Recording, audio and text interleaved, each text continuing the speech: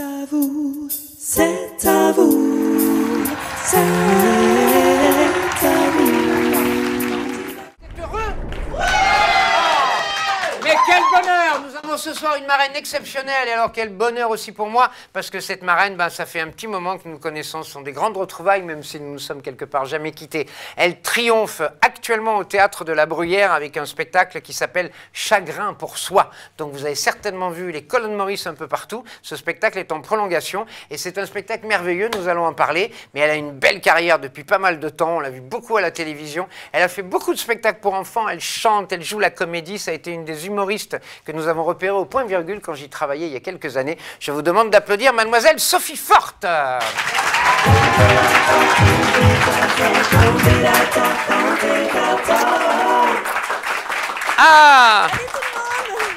ma Sophie, t'as vu? T'as entendu le générique qui t'accueillait? Formidable. Il est bien le générique. Il est très bien ce générique. C'est un générique Qui a de fait Anne ça Bouvet.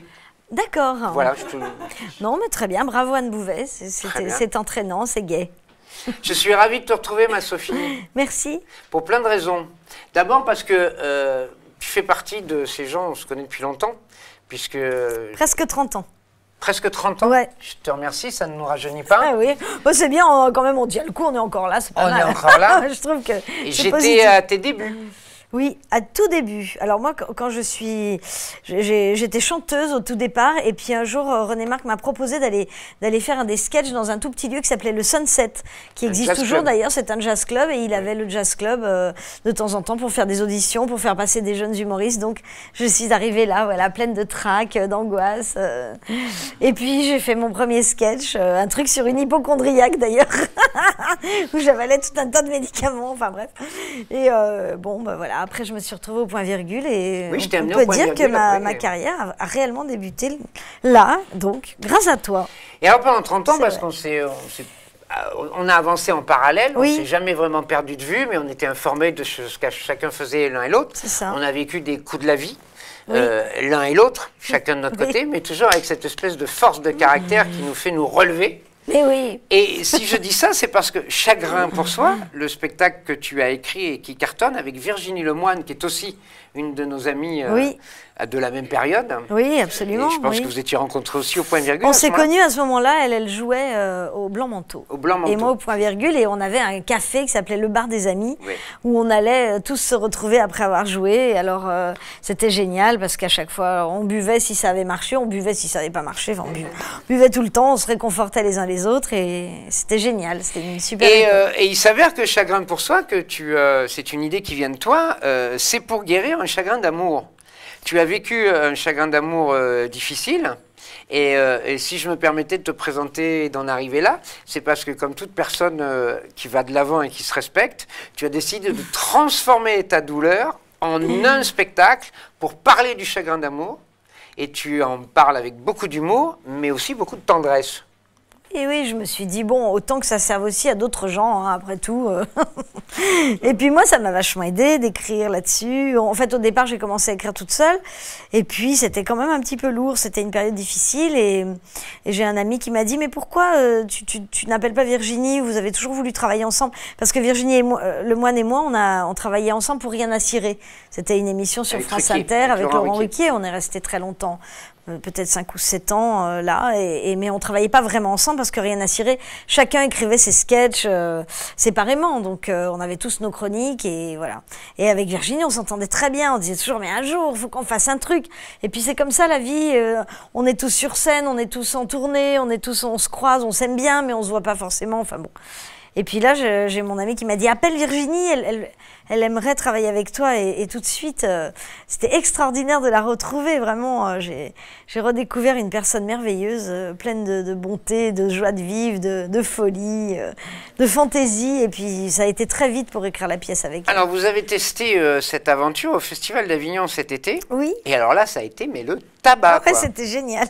Puis c'est une pièce qui, bon, c'est une pièce humoristique, mais c'est une vraie tragicomédie, dans la lignée des tragicomédies italiennes un peu, avec de la farce beaucoup, mais un vrai drame profond qu'on masque, mais qui est toujours là, avec du coup beaucoup de tendresse et tout ça. Je crois que les gens, ils s'amusent beaucoup, mais ils sont touchés aussi. Oui, mais ça nous concerne tous. Et ça nous concerne tous. Alors même ceux qui n'ont pas eu de chagrin, ça parle pas forcément du chagrin d'amour, ça c'est le départ de la pièce, mais après, ça parle du chagrin. C'est-à-dire que c'est vraiment une pièce sur le chagrin. Toutes les étapes du chagrin. Comment le supporter, comment s'en débarrasser, comment faire en sorte qu'il ne soit pas trop intrusif parce que finalement on s'y habitue et puis on est bien avec le chagrin parce que c'est un état qu'on connaît, alors on se laisse envelopper, on se laisse aller dedans et puis on y reste et puis après c'est difficile de s'en sortir. Donc il y a absolument toutes les étapes du chagrin. C'est un peu psychanalytique sans qu'on les fait exprès. Oui, mais ça me permet d'arriver à la question suivante, c'est, on le dit, est-ce qu'on peut guérir par l'écriture ? Je pense que ça aide beaucoup. Moi, je me guéris par mon travail depuis des années. Je me guéris de tout, avec l'écriture, mais avec la scène aussi, forcément. Et puis, on écrit sur des choses qu'on connaît. Moi, j'écris forcément sur des choses que je connais, puisque c'est ce que je connais le mieux, ce que j'ai vécu, ce que j'ai ressenti. C'est comme mes chansons pour enfants. On me dit, oh là là, toutes ces idées. Mais c'est pas des idées, ce sont les questions de mes propres enfants. C'est la façon dont ils réagissent à des événements. C'est ce qu'ils vivent eux. Donc, je me mets à leur place. Je me retrouve comme j'étais quand j'étais petite. Et puis, je retrouve des sensations de mon enfance. Et c'est comme ça que j'écris, avec des choses que je ressens. Donc, le chagrin pour soi, oui, c'est vraiment une histoire que j'ai vécue, que j'ai ressentie. Et puis après, il y a un moment où ça dépasse ce que vous avez vécu. C'est-à-dire que ça devient vraiment du théâtre. Et là, on pense surtout au spectateur. On se dit, il faut qu'il s'amuse, il faut qu'il rie, il faut qu'il s'éclate. Et donc là, on déploie 1000 choses inventives pour faire en sorte que le public ne s'ennuie jamais et puis qu'il y ait toujours des surprises. Parce que pour moi, le vrai théâtre, c'est ça, c'est faire ressentir des émotions toutes différentes aux gens, mais des émotions qui peuvent passer de l'une à l'autre très rapidement. On peut pleurer, on peut rire juste derrière parce qu'on a pleuré justement. Mais il ne faut pas tomber dans le pathos pour autant. Et c'est ça ce qu'on a voulu faire avec Virginie. C'est une espèce de feu d'artifice émotionnel. C'est pas ta première pièce? Non. Tu avais déjà fait quelques essais. Je me souviens d'une pièce qui s'appelait Au fil de l'eau, c'est ça? Sur le fil. Sur le fil, pardon. Excuse-moi. Non, c'est joli, Au fil de l'eau aussi. Qui a été un joli petit succès. Oui, on l'a joué pendant 5 ans. Avec, oui, 5 ans, c'est pas rien. C'est pas rien. C'était Anne Bourgeois qui avait fait la mise en scène. Philippe Sivy, qui est un comédien vraiment exceptionnel avec qui... Alors que moi, je t'ai connue, tu étais en solo, tu étais en one woman, tu as même été chroniqueuse chez Christine Bravo avant d'être avec Laurent Ruquier. J'ai tout fait, moi. Tu étais en solitaire. Je me souviens d'un personnage de vieille qui donnait à manger à des pigeons pour les écraser et les tuer. C'est vrai. C'était vache. C'était bien. Super vache. Ça faisait du bien. Non, et puis en fait, c'est le théâtre et le fait d'écrire des pièces qui, après les spectacles pour enfants et les chansons pour enfants, c'est un petit peu ce qui est en train de se passer, c'est le parcours que tu es en train de suivre. Oui, en fait, j'en ai écrit beaucoup plus que ça, c'est ma 10e pièce. 10e? Ouais, donc j'en ai joué 7 ou 8 sur les 10. Il y en a une qui est jouée en ce moment par Corinne Touzet, qui s'appelle Voyage en ascenseur, mise en scène de Anne Bourgeois encore. Et j'ai écrit pour Éric Bouvron toutes ces pièces, sauf Les Cavaliers. Et puis j'ai écrit pour moi, Le Dalaï et moi, Le Chaman et moi. Oui, c'est vrai. Voilà, Sur le fil. Et ça a toujours pris? Ça s'est toujours bien passé. Disons que j'ai eu beaucoup de chance de réussir à passer du one-woman show à l'écriture et à la pièce de théâtre, parce que c'est très difficile ce métier. On a l'impression qu'on est libre, mais c'est pas si vrai. On est dans des cases. Alors on est l'humoriste de service, on est la petite rigolote, on est ceci, cela, et puis quand on essaie d'y échapper, ça vous rattrape toujours, et les gens vous font pas confiance. Alors on se dit oui, d'accord, c'est la rigolote, mais des pièces, elle sait écrire des pièces. Chanter, elle sait chanter, l'humoriste. Ça c'est bien français. Ça. Ah ouais, mais c'est très difficile. Je sais que moi j'ai des amis qui travaillent à Londres, ils font une pub pour un whisky le matin et le soir ils vont jouer Shakespeare et tout le monde s'en fout. Oui. Ici c'est plus compliqué. Voilà. Oui. Alors on est dans des cases. Donc moi j'essaie toujours de briser tout ça. J'essaie justement de casser les codes. Parce que j'ai pas envie d'être enfermée dans une case. Mon métier, je l'ai choisi parce que c'est la liberté. Et la liberté, je veux l'avoir jusqu'au bout. Je veux pouvoir créer comme je veux.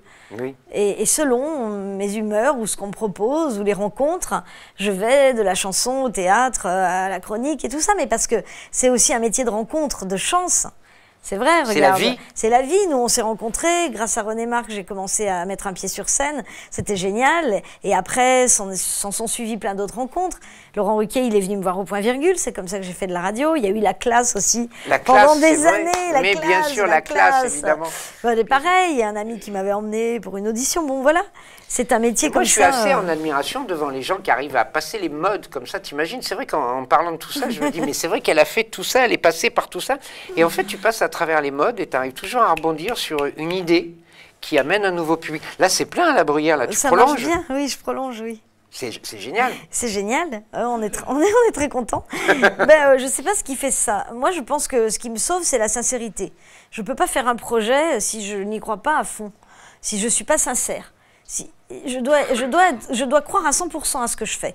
À partir du moment où j'y crois même à 80%, j'y vais plus. Parce que ça me gonfle, j'ai besoin de la sincérité. Parce que si je donne des choses aux gens sur scène, je dois y croire moi-même. Si je veux les faire rire, je dois être convaincue que mon travail va faire rire. Si je veux les émouvoir, je veux aussi être convaincue que mon travail peut les émouvoir. Donc il faut que je sois vraiment moi-même à fond dans le projet. Et quand je me lasse, je m'en vais. On fonctionne un petit peu pareil, ma Sophie, ça ne m'étonne pas. Tu vas voir des artistes ce soir, puisque tu connais un peu Candidator, mais tu n'as jamais eu la chance de venir. Non. On s'était vu à l'hommage à Laurent Violet que nous avions fait ici dans ce même théâtre. Oui. Notre ami Laurent, qui nous a quittés hélas trop tôt. Mais tu n'as jamais vu Candidator, que nous avons créé, Laurent et moi. Non. Donc tu vas voir des artistes qui ont déjà soit gagné Candidator, c'est-à-dire qu'ils sont sélectionnés pour le grand concours national, je vais expliquer tout ça au fil de la soirée, soit qui font leur première fois avec nous, soit qui sont nés de Candidator et qui jouent déjà dans des théâtres parisiens.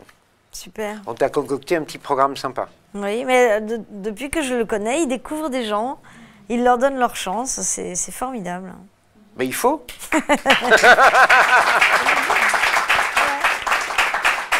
Donc tu vas aller dans la salle, assister au spectacle et on se retrouve à la fin pour un petit salut final où tu pourras t'exprimer sur ce que tu as ressenti. On t'a fait des surprises en fait. Merci. Cadeau, hein. Ouais. Sophie Forte.